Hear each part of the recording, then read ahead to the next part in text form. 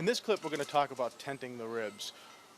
Basically, that is just taking some tin foil and wrapping them up and letting them cook.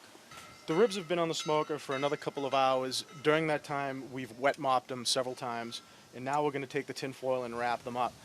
The reason we like to wrap up ribs in tin foil is to allow them to cook and get that meat fall off the bone texture that everybody likes.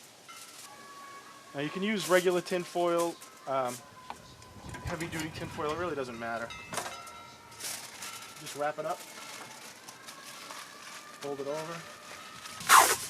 I like to wrap it up with two pieces, get it nice and tight so it'll cook in its own juices. And we'll leave this on for another maybe hour to 2 hours. You can also wrap them up in tin foil and bring them in the house.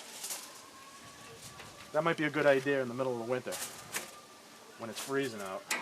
Now that the ribs have been cooking in the tin foil for a couple of hours, I'm going to untent them and let them cook for another hour. And that'll develop a really nice crust on the ribs, and then you'll be ready to eat.